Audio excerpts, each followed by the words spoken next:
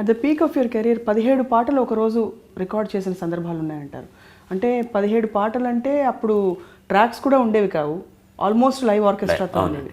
ఎలా సాధ్యమేది బాలుగారు అప్పుడు అసలు? 17 పాటలు బెంగళూరులో పాడడం, 19 పాటలు మద్రాసులో పాడడం, 16 పాటలు బాంబేలో పాడడం ఒక్కసారి జరిగాయి. అవి రికార్డ్స్. నా కో సింగర్స్ కూడా నాతో కోఆర్డినేట్ చేయాలి. నేను ఎంత ఇబ్బంది పెట్టానో సుశీల్ గారిని, జానకి గారిని నిజంగా. కానీ నా కోసమని వాళ్ళు దే నెవర్ ఫ్లించ్డ్. ఏనాడు కూడా అదేంటయ్యా ఆయన బిజీగా ఉన్నాడని, ఆయన ఇన్ని పాటలు పాడుతున్నాడని మేము పరిగెత్తాలా అని ఒక్కరోజు కూడా అనకుండా ఆనందపడ్డారు. సాధ్యమైనంత వరకు నాకు కోఆర్డినేట్ చేశారు, కోఆపరేట్ చేశారు. సింగింగ్ 17-19 అనేది వన్ డేలో జరిగినటువంటి, maybe for record purpose we can say, but an average everyday I was singing minimum 5 songs. అదే చెప్పాను కదా ఎంత పోగొట్టుకున్నానో దానివల్ల అనేది. చాలా సంపాదించాను, చాలా పోగొట్టుకున్నాను కూడా. బాలు పాడగలడు అన్న దృష్టితోటే ఎన్నో విన్యాసాలు చేసి పాటలు కంపోజ్ చేశారు మ్యూజిక్ డైరెక్టర్. ఆత్రేయ గారు అయితే ఇంక వేరే ఎవరైనా పాడుతుంటే ఆయన ఇలాగనేవాడు, వాడేట్రా అనేది ఫస్ట్ క్వశ్చన్, వాడేమయ్యాట్రా అనేవాడు ఆయన. దొరకలేదండి బాలు, 4-5 రోజుల నుంచి వెయిట్ చేస్తున్నాం అంటే, ఇంకో 4 రోజులు వెయిట్ చేస్తే ఏంటి లేదు సార్, ఆర్టిస్ట్ కాల్ షీటు అది ఇది అని. తేడా ఏం లేదురా, వీడు పాడడానికి ఫీల్ అవుతాడు, వాడు ఫీల్ అయి పాడతాడు, అంతే, తేడా ఏం లేదు. జానకి గారు కానీ సుశీలం గారు కానీ మీ పాట విని ఫలానా గమకం చాలా అద్భుతంగా వేశారు మీరని కానీ ఎన్నో సందర్భాలు ఉంటుంటాయి. మోస్ట్ మెమరబుల్ కాంప్లిమెంట్స్ వాళ్ళ దగ్గర నుంచి అంది అంటే కాంప్లిమెంట్స్ ఏంటండి, బాగా పాడంది కూడా చెప్పి నన్ను కరెక్ట్ చేయించిన ఉన్నాయి, అవి కూడా మెమరబుల్ కాంప్లిమెంట్సే. సుశీల్ గారు అయితే నిజంగా చెప్పాలంటే నేను ఆవిడకి చాలా వేదన పెట్టానండి. పర్టికులర్ పీరియడ్లో పర్టికులర్గా రామారావు గారు మళ్ళీ సోషల్ సినిమాల్లో ఆయన ప్రభ బాగా పెరిగినప్పుడు, నేను ఆయన ఘోస్ట్ వాయిస్ అయిన తర్వాత, పర్టికులర్గా చక్రవర్తి మ్యూజిక్ డైరెక్టర్ అయిన తర్వాత, ప్రతి పాటలో ఎఫెక్ట్స్ అని ప్రాణం తీశారు. సీదా సాదాగా పాట ఉంటే ఒప్పుకునేవాళ్ళు కాదు. ఆయన స్టైల్ నేను అలా అలవాటు చేసేసి 1వ నంబర్ బస్సు ఏమి ఇవన్నీ లేకపోతే పాట కాదనే ఫీలింగ్ వచ్చేసింది. నాకే ఇబ్బందిగా ఉండేది. దీనికి బ్యాలెన్స్ చేయడానికి పక్కన ఫీమేల్ వాయిస్ చేత కూడా ఎఫెక్ట్లు ఇవ్వాలనేవాళ్ళు. రికార్డింగ్కి వెళ్ళగానే సుశీల్ గారు, బాలు అవి ఎక్కడెక్కడ ఏమేమి వేయాలో కొంచెం ముందే చెప్పాను ఆయన నాకు అనేవారు. హాయిగా సీదా సాదాగా పాడుకుంటున్నాడు. అటు ఆ తల్లికి కూడా నేను అన్ని కష్టాలు ఇచ్చాను. At the same time like Janaki garu అంటే నాకంటే ఒక మైల్ ఎక్స్ట్రాగా ఉండేది ఆవిడనమాట. So with all that almost నాకు 10 సంవత్సరాల వయసులో పెద్దవారైనా కూడా, అంత అనుభవం ఉన్నా కూడా, పాట పాడుతున్నప్పుడు వీడు ఇక్కడ ఏదో చేస్తాడు, వీడు సంథింగ్ వీల్ డూ అని ఆవిడ అలా దాచిపెట్టుకొని ఆ ఫైనల్ టేక్ వచ్చేసరికి ఎప్పుడు నాకంటే ఒక ముందరే ఉండేవారు ఆవిడ.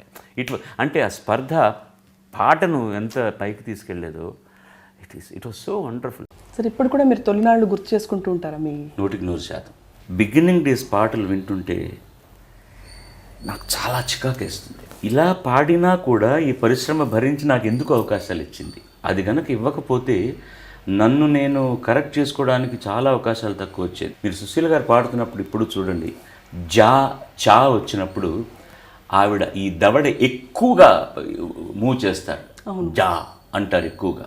ఇవన్నీ ఆవిడ అనుభవంలో తెలుసుకున్నటువంటి పాఠాలన్నమాట. ఒక అక్షరానికి ఎంత త్రో ఇస్తే రికార్డ్ అవుతుందని. ఇప్పుడు పాడుతున్న పిల్లలందరూ నాజుగ్గా పాడుతూ ఇకారానికి ఏకారానికి తేడా తెలియదు. అది చెలిమి అన్నా కూడా చిలిమి అన్నట్టే వినపడుతుంటుంది. బికాస్ ది ఫ్రీక్వెన్సీ, నోరారా పాడడం ఫ్యాషన్ కాదని అనుకుంటున్నారు, క్రూనింగ్ అని. ఇవన్నీ కూడా నేను వీళ్ళని చూసి నేర్చుకున్నాను. అదొక దౌర్భాగ్యం వీళ్ళకి దొరకపోవడం పిల్లలకి.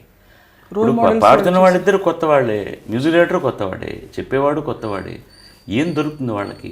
పాటను కూడా ఇప్పుడు ఏం చేస్తున్నానంటే, నాకు ముందు కొంచెం సాహిత్యం పంపించండి, పాట క్యాసెట్ పంపించండి అని అడుగుతున్నాను. కారణం ఏంటంటే, 1 అపభ్రంశమైన పాటలు పాడడం ఇష్టం లేక, 2 నేను పాడలేని శృతిలో చేసి ఉంటారేమో అన్న దృష్టితో.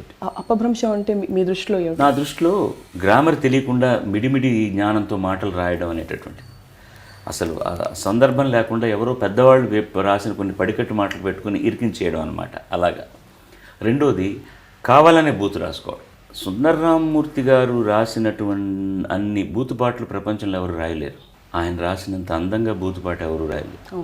మోహన్ బాబుకు నా మీద కోపం, అందుకని అతని సినిమాలో కూడా కొన్ని పాటలు నేను పాడను అని చెప్పడానికి. అతడు నాకు చాలా ఆత్మీయ మిత్రుడు. ఇది రాఘవేంద్రరావుతో అన్నప్పుడు చాలా నన్ను ప్రెషరైజ్ చేశాడు.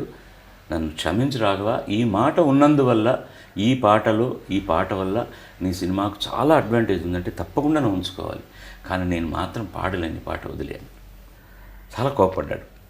సరే ఇంకెవరి చేత పాడించారు, ఎగ్జాక్ట్లీ ఆ లైనే సెన్సార్ చేశారు. దట్ లైనే censor whatever I said it. అంటే నేనేదో ఈ ప్రక్షాళన చేస్తున్నాను కాదు. ఫస్ట్ ఆఫ్ ఆల్ నాకు నచ్చంది నేను చేయనంటే చేయనంతే. నా వ్యక్తిగత జీవితాన్ని చాలా పోగొట్టుకున్నాను నేను. I lost my personal life. నా పిల్లలు ఎదగడం నేను చూడలేదు, ఇంట్లో ఏం జరుగుతుందో తెలియదు. నా భార్య చాలా చిన్న వయసులో నన్ను నమ్ముకొని వచ్చేసింది. ఆ అమ్మాయి గురించి నేను ఏమీ ఆలోచించలేదు. ఈ సంసారం ఎలా మోసిందో అప్పుడే నా చెల్లెళ్ళందరూ ఇంటికి వచ్చారు, వాళ్ళ చదువులు అంతా తనే చూసింది, వాళ్ళ పెళ్ళిళ్ళంతా మేమే చేసాం. ఆ రేస్లో ఎలా పరిగెత్తానో నాకు తెలియదు.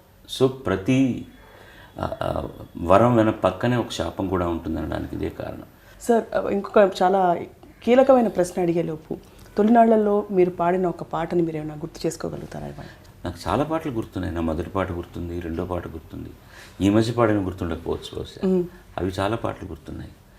రావే కావ్య సుమబాల జవరాల ప్రియురాల నవభావ రాగమాల, ఫస్ట్ పాడిన పాట. పాడుకో పాడుకో పాడుతూ చదువుకు, నా రెండో పాట తెలుగులో ప్రైవేట్ మాస్టర్లోది. తర్వాత బుగ్గ గిల్లగానే సరిపోయిందా, ఇది తర్వాత వచ్చిన 10-15 పాటలు ఒకటి. ఓ చిన్నదాన నన్ను విడిచిపోతావటే, ఇవన్నీ కూడా ఆ సందర్భంలో వచ్చింది. చాలదా ఈ చోటు విశాల గగనంలో చందమామ, ఏమే ఒప్పుల కుప్ప నిన్ను ప్రేమిస్తే అది తప్ప, ఇవన్నీ ఆ సీజన్లో వచ్చిన పాటలే. అవన్నీ బాగా గుర్తున్నాయండి.